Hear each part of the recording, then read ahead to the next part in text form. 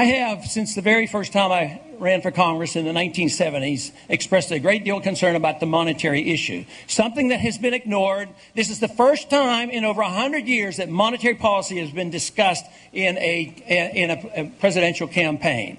On the universities, where I get large crowds, we get large number of young people coming out interested in the money issue. We had over 4,000 show up the other night at the University of Minnesota. The issue of money is one of the most interesting subjects for these young people, because when I talk about the monetizing of debt, the printing of money, the endless devaluation of our currency and how important it is, it gets one of the loudest applauses, because young people understand that money is a very important issue. They understand that the Constitution is explicit. The Constitution says no emitting bills of credit, no paper money, only gold and silver can be legal tender. And today we allow big government to grow, whether it's on the conservative side or the liberal side. If they want something, they usually have a compromise, spend it on both, and then they resort to printing money. And that is where our trouble's coming from, and that is the crisis we're facing. All great nations and great empires, and for fiscal, financial reasons. That's how the Soviet system was defeated. We didn't have to invade them. We didn't have to fight them.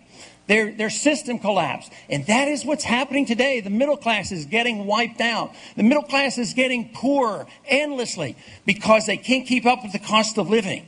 And the solution isn't printing more money and spending more money and allowing the Federal Reserve to pretend they can solve the problem. The answer is found in fiscal conservatism. Live within our means is what we have to do.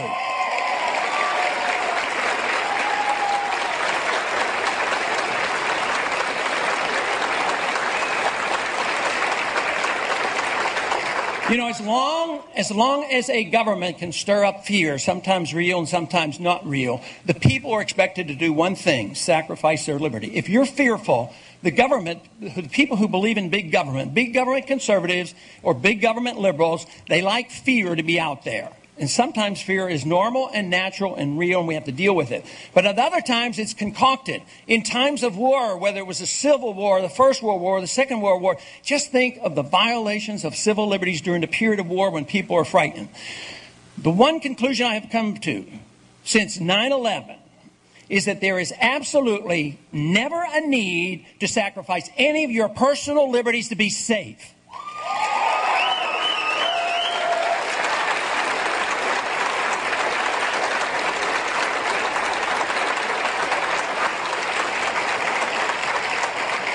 That means we do not have to accept the notion that we can have warrantless searches, a total loss of our privacy. We don't need a national ID card. Believe me, we do not need it.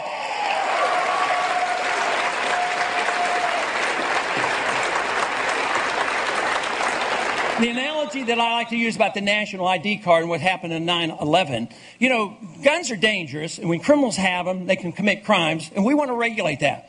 We want to take the guns from the criminals and put the criminals in jail. But we as conservatives and constitutionalists know that you don't take the guns away from law-abiding citizens.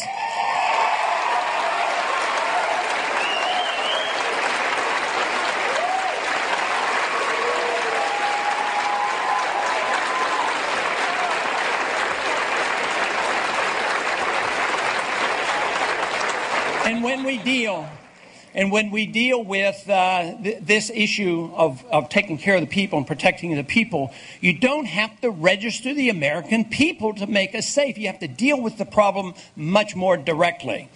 Now, we have a responsibility in the Constitution. One of the most explicit responsibilities, of course, protecting liberties, having a judicial system, having sound money, and providing for a strong national defense. None of us should argue about that. We do debate on how we get the strongest national defense. I don't think we're doing very well. Our military is not in good shape. A lot of equipment is down. Our Air National Guard, our Army National Guard, they're drained. Our reserves are overseas. We have men that are going back third and fourth and fifth time. They've been in 5 years. They get out and they get recalled. We have a de facto draft, and there's a danger of this war spreading, and there's no end in sight. McCain says we should stay there for 100 years if necessary. I say there's no need to do that. One thing that is very conservative and very constitutional, and we had followed this, we'd have stayed out of a lot of trouble since World War II. You cannot be a conservative and believe that we can go to war under the direction of a single person without congressional approval and without a declaration of war. That's what we should always have.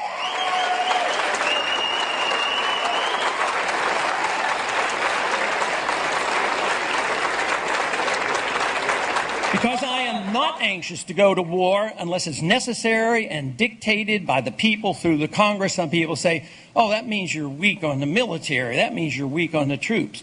Well, let me tell you something about where we get our support and make you reconsider if that is what you believe. You know, we did some statistical studies about where the money comes into the campaign, and I know that you have recognized that we can and have raised a lot of money. But if you look at where it comes from and where the active military personnel send their money, we in the last quarter received more money from the military active duty personnel than all the other Republicans and Democrat candidates put together.